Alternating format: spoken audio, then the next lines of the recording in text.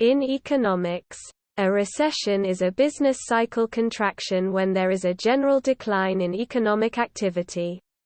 Recessions generally occur when there is a widespread drop in spending. An adverse demand shock. This may be triggered by various events, such as a financial crisis, an external trade shock, an adverse supply shock, the bursting of an economic bubble, or a large-scale anthropogenic or natural disaster, e.g., a pandemic. Although the definition of a recession varies between different countries and scholars. 2 consecutive quarters of decline in a country's real gross domestic product is commonly used as a practical definition of a recession. In the United States, a recession is defined by the National Bureau of Economic Research, NBER, as a significant decline in economic activity spread across the market, lasting more than a few months, normally visible in real GDP, real income, employment, industrial production, and wholesale retail sales. In the United Kingdom and other countries, it is defined as a negative economic growth for 2 consecutive quarters. Governments usually respond to recessions by adopting expansionary macroeconomic policies, such as increasing money supply or increasing government spending and decreasing taxation. Definition. In a 1974 The New York Times article, Commissioner of the Bureau of Labor Statistics Julius Shiskin suggested that a rough translation of the Bureau's qualitative definition of a recession into a quantitative one that almost anyone can use might run like this. In terms of duration, declines in real gross national product (GNP) for 2 consecutive quarters. A decline in industrial production over a 6-month period. In terms of depth, a 1.5% decline in real GNP. A 15% decline in non-agricultural employment. A 2-point rise in unemployment to a level of at least 6%. In terms of diffusion, a decline in non-agricultural employment in more than 75% of industries, as measured over 6-month spans. For 6 months or longer. In the United States, the Business Cycle Dating Committee of the National Bureau of Economic Research, NBER, is generally seen as the authority for dating U.S. recessions. The NBER, a private economic research organization, defines an economic recession as a significant decline in economic activity spread across the economy, lasting more than a few months, normally visible in real GDP, real income, employment, industrial production, and wholesale retail sales. The NBER is considered the official arbiter of recession start and end dates for the United States. In the United Kingdom, recessions are generally defined as 2 consecutive quarters of negative economic growth, as measured by the seasonal adjusted quarter-on-quarter figures for real GDP. The European Union does not use this definition, instead using a range of other criteria such as employment rate and the depth of decline in economic activity. Attributes.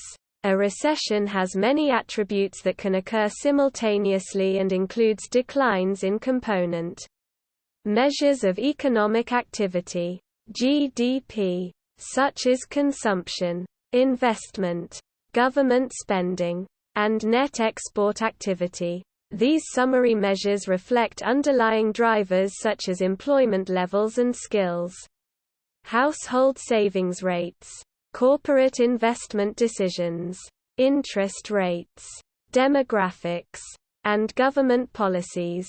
Economist Richard C. Koo wrote that under ideal conditions, a country's economy should have the household sector as net savers and the corporate sector as net borrowers. with the government budget nearly balanced and net exports near zero. When these relationships become imbalanced, recession can develop within the country or create pressure for recession in another country. Policy responses are often designed to drive the economy back towards this ideal state of balance. A severe GDP down by 10%, or prolonged 3 or 4 years recession is referred to as an economic depression, although some argue that their causes and cures can be different. As an informal shorthand, economists sometimes refer to different recession shapes, such as V-shaped, U-shaped, L-shaped and W-shaped recessions. Type of recession or shape. The type and shape of recessions are distinctive. In the U.S., V-shaped, or short and sharp contractions followed by rapid and sustained recovery, occurred in 1954 and 1990–91. U-shaped, prolonged slump, in 1974–75, and W-shaped, or double-dip recessions in 1949 and 1980–82. Japan's 1993–94 recession was U-shaped and its 8 out of 9 quarters of contraction in 1997–99 can be described as L-shaped. Korea, Hong Kong and Southeast Asia experienced U-shaped recessions in 1997–98. Although Thailand's 8 consecutive quarters of decline should be termed L-shaped. Psychological aspects. Recessions have psychological and confidence aspects.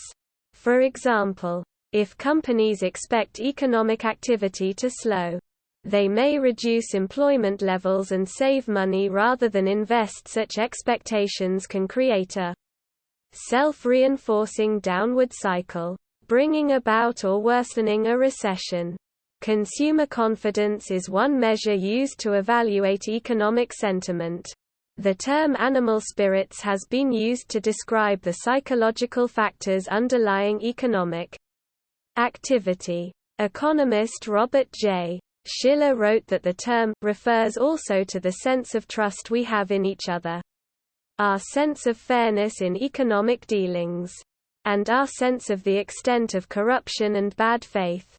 When animal spirits are on ebb, consumers do not want to spend and businesses do not want to make capital expenditures or hire people. Behavioral economics has also explained some psychological biases that may trigger a recession, including availability heuristic, money illusion, and non-regressive prediction. Balance sheet recession. High levels of indebtedness or the bursting of a real estate or financial asset price bubble can cause what is called a balance sheet recession. This is when large numbers of consumers or corporations pay down debt, i.e., save, rather than spend or invest, which slows the economy. The term balance sheet derives from an accounting identity that holds that assets must always equal the sum of liabilities plus equity. If asset prices fall below the value of the debt incurred to purchase them, then the equity must be negative, meaning the consumer or corporation is insolvent. Economist Paul Krugman wrote in 2014 that the best working hypothesis seems to be that the financial crisis was only one manifestation of a broader problem of excessive debt, that it was a so-called balance sheet recession. In Krugman's view, such crises require debt reduction strategies combined with higher government spending to offset declines from the private sector as it pays down its debt. For example, economist Richard Koo wrote that Japan's Great Recession, that began in 1990, was a balance sheet recession. It was triggered by a collapse in land and stock prices, which caused Japanese firms to have negative equity, meaning their assets were worth less than their liabilities. Despite zero interest rates and expansion of the money supply to encourage borrowing, Japanese corporations in aggregate opted to pay down their debts from their own business earnings, rather than borrow to invest as firms typically do. Corporate investment, a key demand component of GDP, fell enormously, 22% of GDP, between 1990 and its peak decline in 2003. Japanese firms overall became net savers after 1998, as opposed to borrowers. Ku argues that it was massive fiscal stimulus, borrowing and spending by the government, that offset this decline and enabled Japan to maintain its level of GDP. In his view, this avoided a US-type Great Depression, in which US GDP fell by 46%. He argued that monetary policy was ineffective because there was limited demand for funds while firms paid down their liabilities. In a balance sheet recession, GDP declines by the amount of debt repayment and unborrowed individual savings, leaving government stimulus spending as the primary remedy. Krugman discussed the balance sheet recession concept during 2010. Agreeing with Ku's situation assessment and view that sustained deficit spending when faced with a balance sheet recession would be appropriate. However, Krugman argued that monetary policy could also affect savings behavior, as inflation or credible promises of future inflation, generating negative real interest rates, would encourage less savings. In other words, people would tend to spend more rather than save if they believe inflation is on the horizon. In more technical terms, Krugman argues that the private sector savings curve is elastic even during a balance sheet recession, responsive to changes in real interest rates, disagreeing with Ku's view that it is inelastic, non-responsive to changes in real interest rates. A July 2012 survey of balance sheet recession research reported that consumer demand and employment are affected by household leverage levels. Both durable and non-durable goods consumption declined as households moved from low to high leverage with the decline in property values experienced during the subprime mortgage crisis. Further, reduced consumption due to higher household leverage can account for a significant decline in employment levels. Policies that help reduce mortgage debt or household leverage could therefore have stimulative effects. Liquidity trap. A liquidity trap is a Keynesian theory that a situation can develop in which interest rates reach near zero interest rate policy, yet do not effectively stimulate the economy. In theory, near-zero interest rates should encourage firms and consumers to borrow and spend. However, if too many individuals or corporations focus on saving or paying down debt rather than spending, lower interest rates have less effect on investment and consumption behavior. The lower interest rates are like pushing on a string. Economist Paul Krugman described the U.S. 2009 recession and Japan's lost decade as liquidity traps.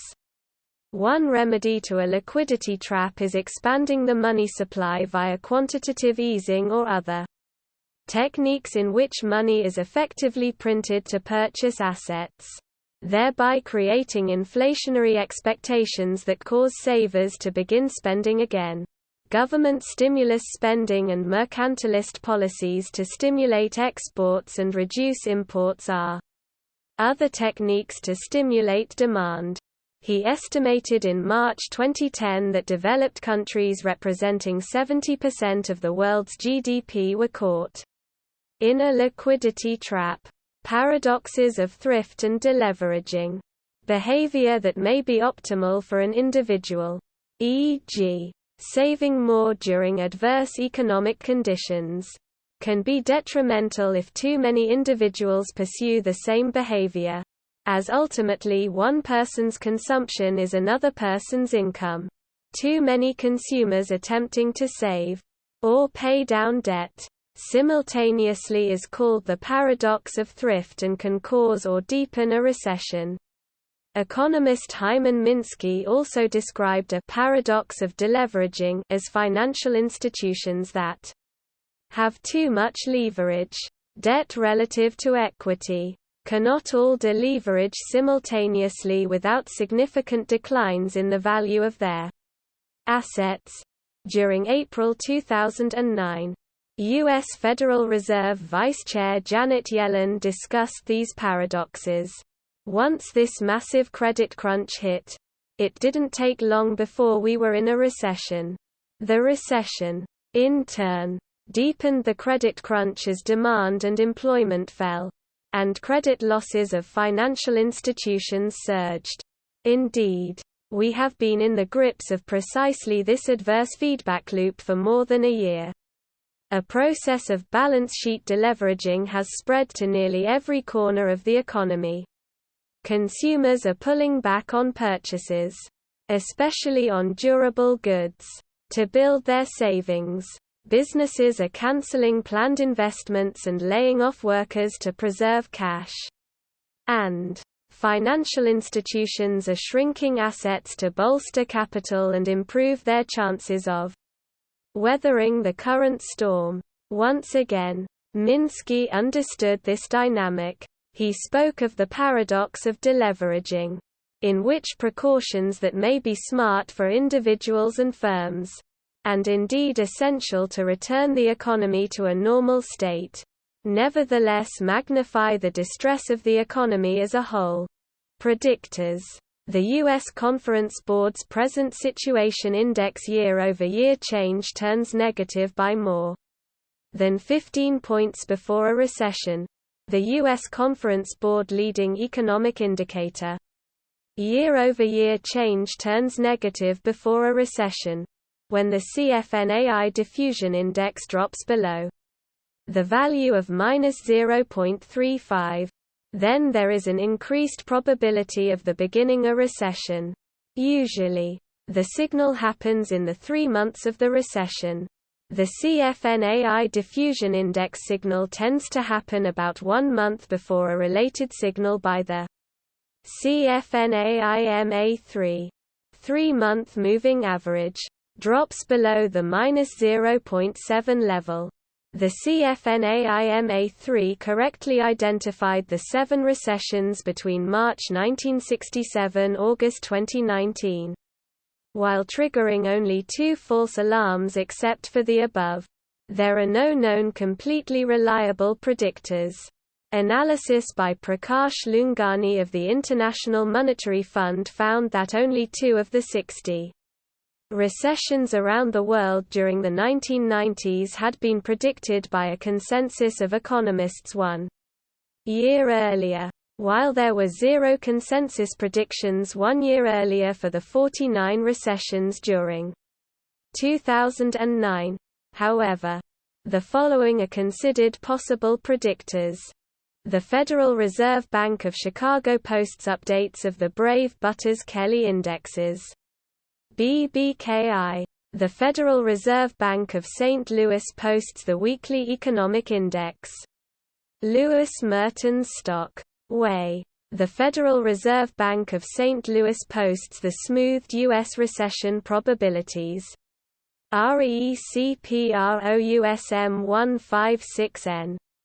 Inverted Yield Curve. The model developed by economist Jonathan H. Wright uses yields on 10-year and 3-month Treasury securities as well as the Fed's overnight funds rate.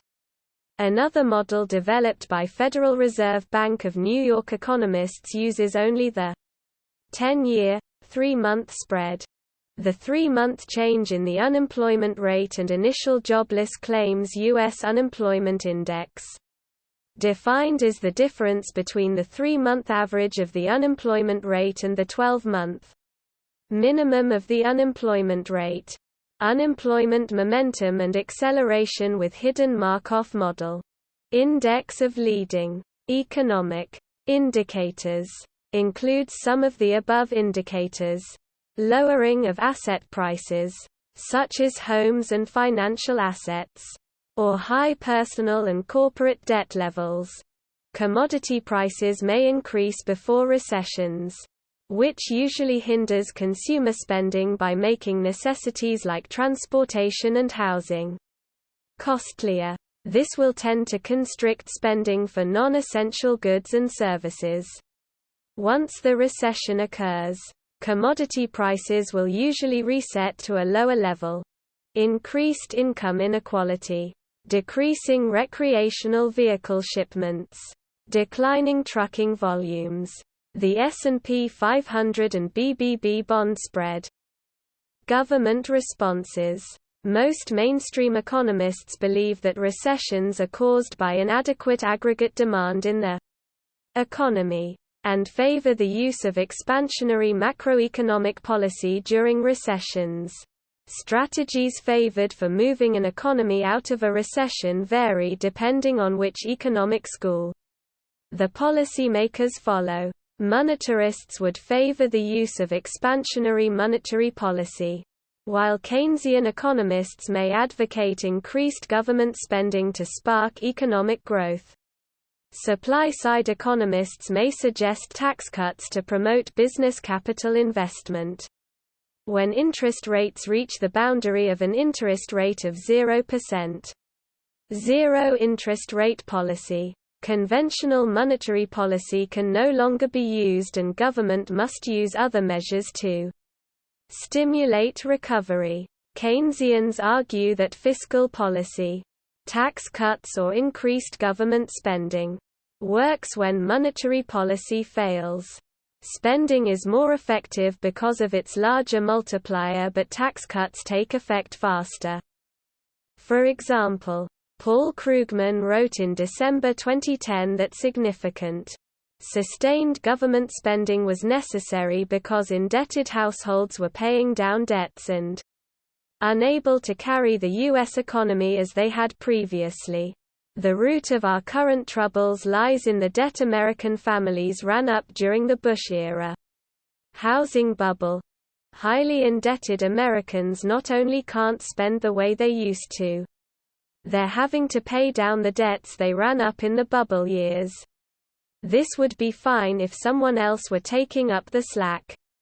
But what's actually happening is that some people are spending much less while nobody is spending more. And this translates into a depressed economy and high unemployment.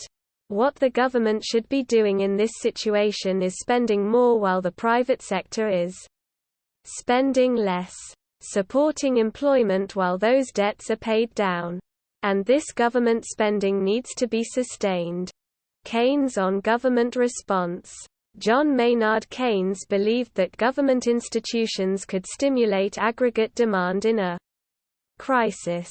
Keynes showed that if somehow the level of aggregate demand could be triggered, possibly by the government printing currency notes to employ people to dig holes and fill them up, the wages that would be paid out would resuscitate the economy by generating successive rounds of demand through the multiplier process.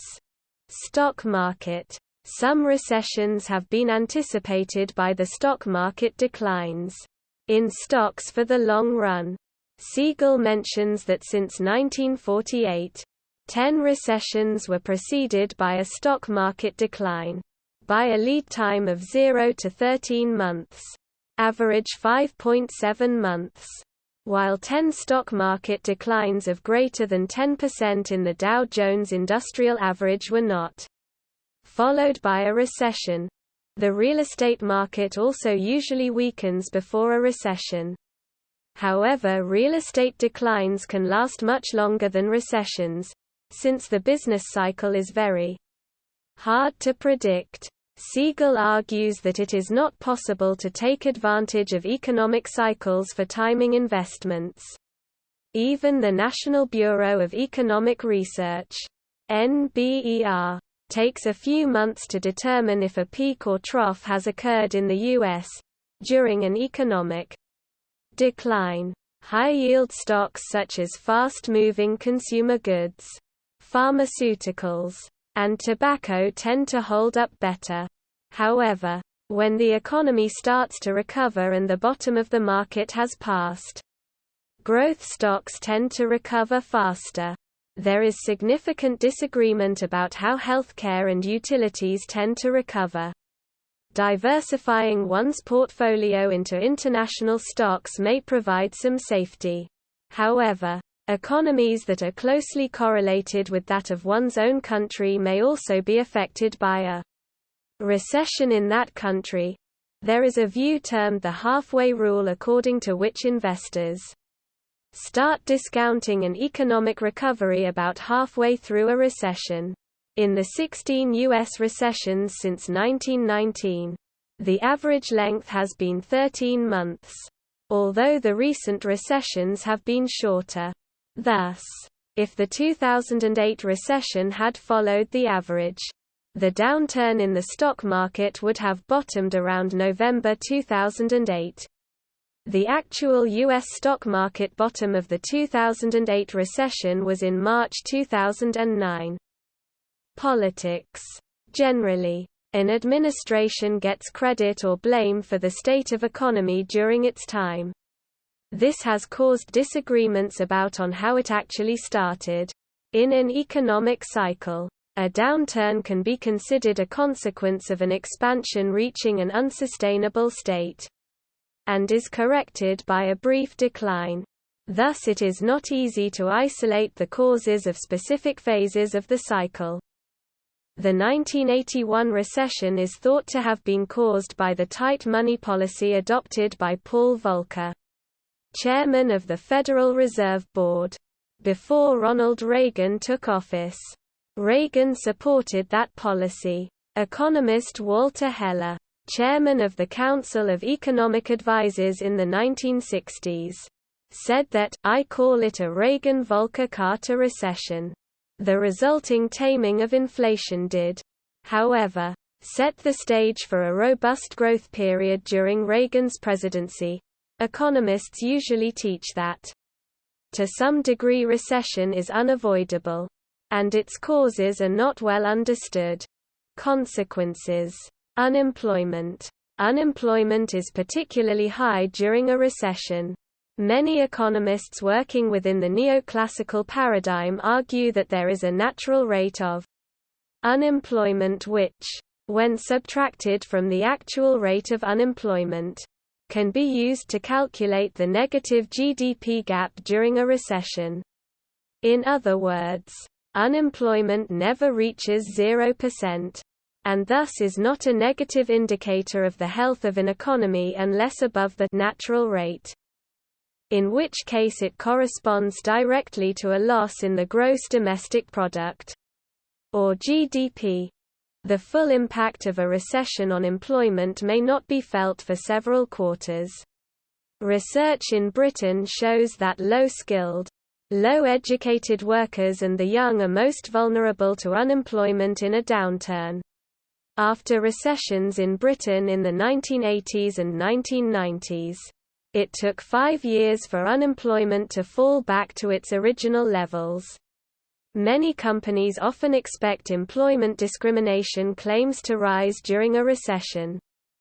Business productivity tends to fall in the early stages of a recession, then rises again as weaker firms close.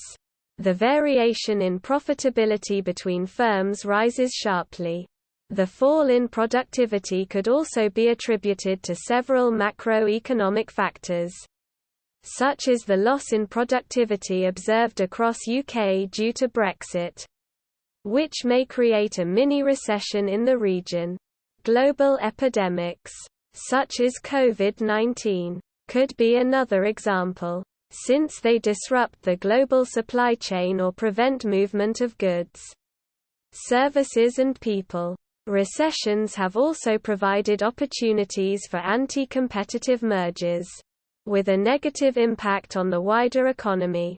The suspension of competition policy in the United States in the 1930s may have extended the Great Depression.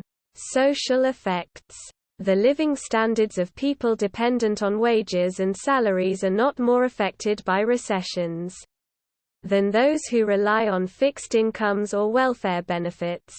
The loss of a job is known to have a negative impact on the stability of families and individuals' health and well-being. Fixed income benefits receive small cuts which make it tougher to survive. History.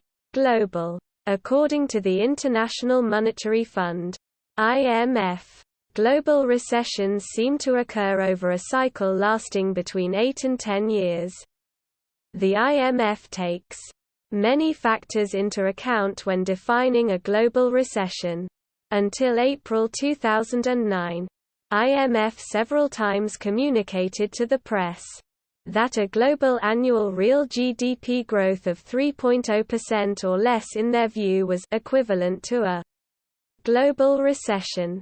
By this measure, 6 periods since 1970 qualify: 1974–1975, 1980–1983, 1990–1993, 1998, 2001–2002, and 2008–2009, during what IMF in April 2002 termed the past 3 global recessions of the last 3 decades.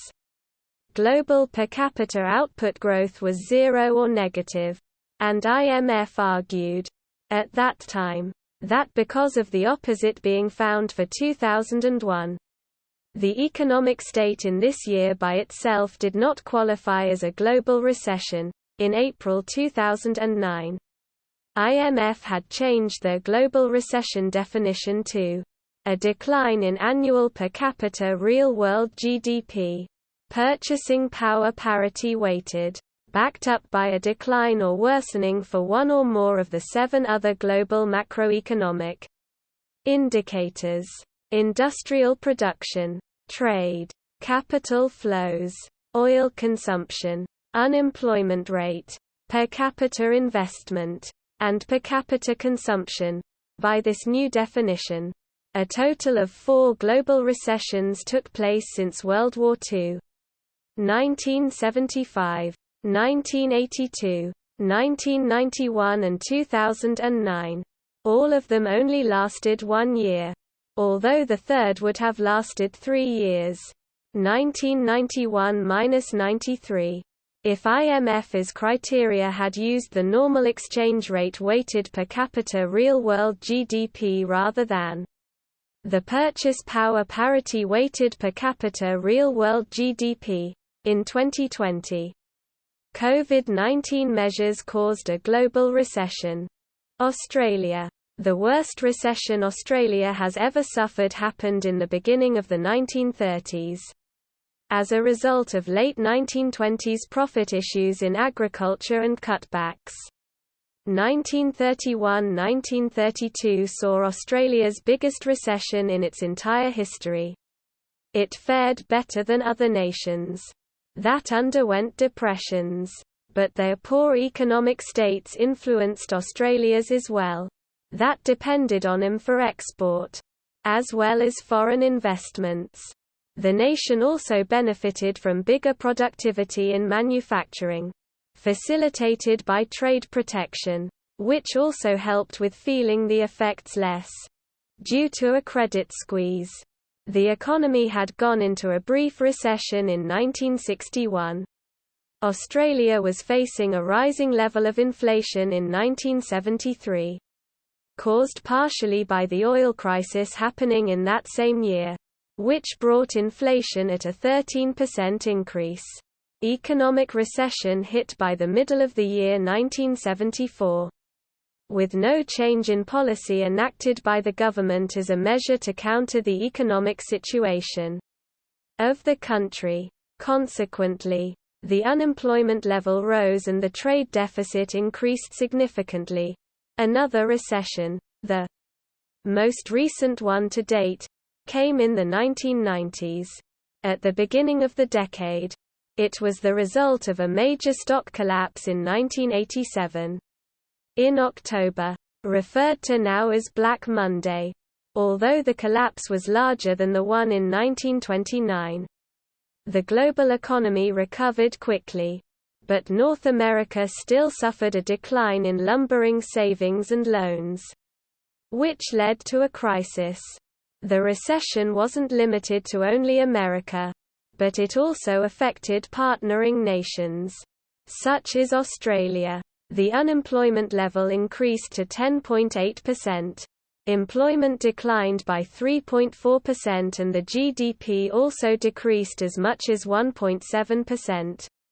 Inflation, however, was successfully reduced. Australia is facing recession in 2020 due to the impact of the bushfires and COVID-19 impacting tourism and other important aspects of the economy.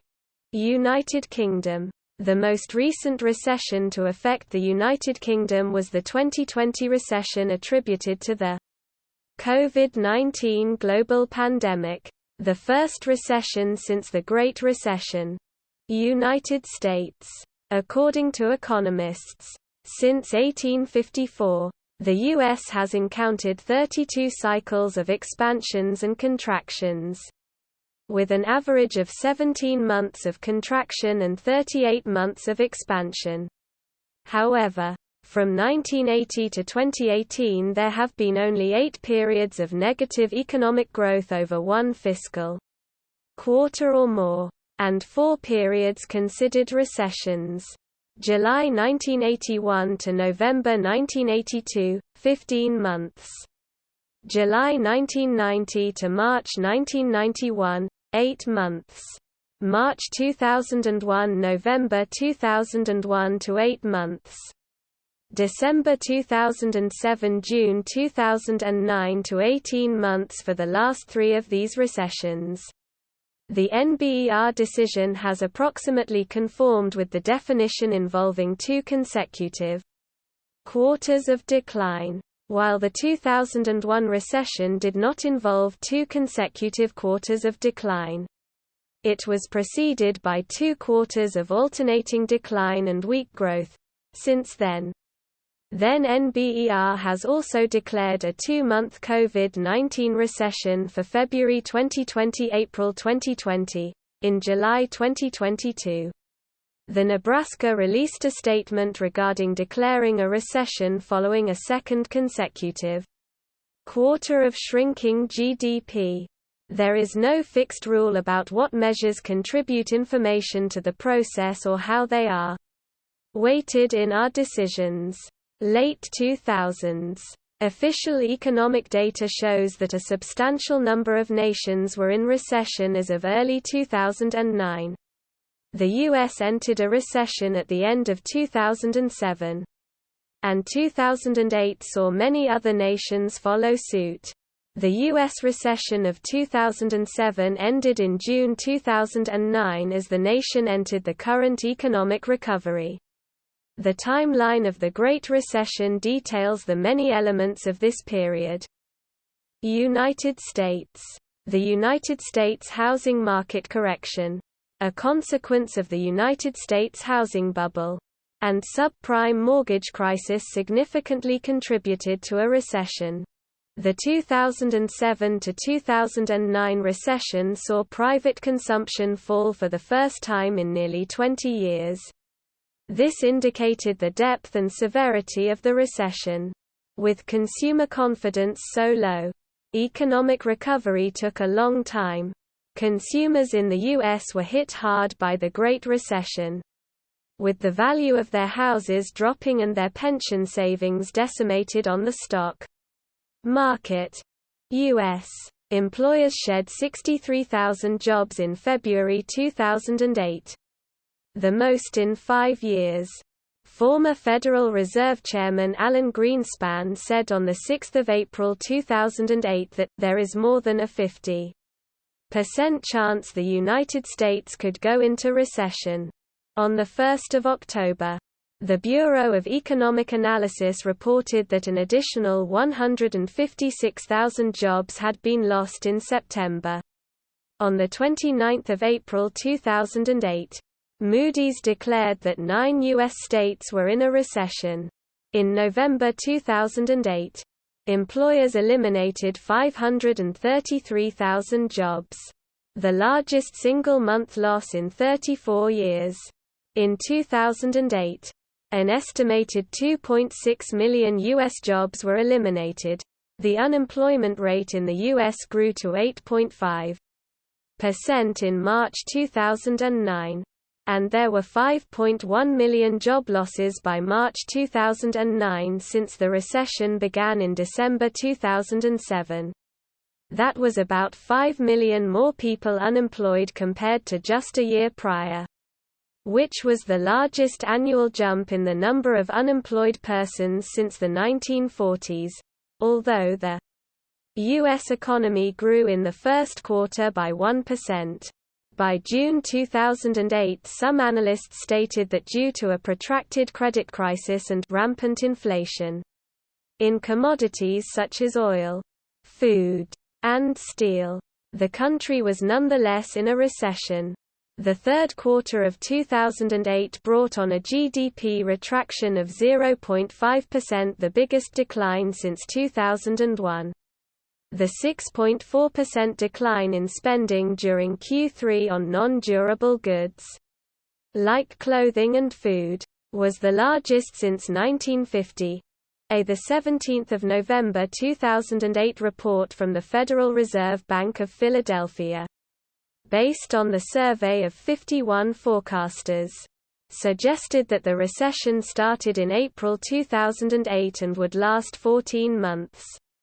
They project real GDP declining at an annual rate of 2.9% in the fourth quarter and 1.1% in the first quarter of 2009.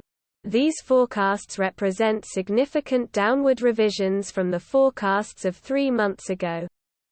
A 1 December 2008 report from the National Bureau of Economic Research stated that the U.S. had been in a recession since December 2007, when economic activity peaked, based on a number of measures including job losses, declines in personal income, and declines in real GDP. By July 2009, a growing number of economists believed that the recession may have ended. The National Bureau of Economic Research announced on 20 September 2010 that the 2008-2009 recession ended in June 2009, making it the longest recession since World War II. Prior to the start of the recession, it appears that no known formal theoretical or empirical model was able to accurately predict the advance of this recession, except for minor signals in the sudden rise of forecasted probabilities, which were still well under 50%. See also references. External links. More. Jeffrey H. 2002. Recessions. In David R. Henderson. ed. Concise Encyclopedia of Economics. First ed. Library of Economics and Liberty. OCLC 317,650,570. 50,016,270. 163,149,563. Business Cycle Expansions and Contractions. The National Bureau of Economic Research.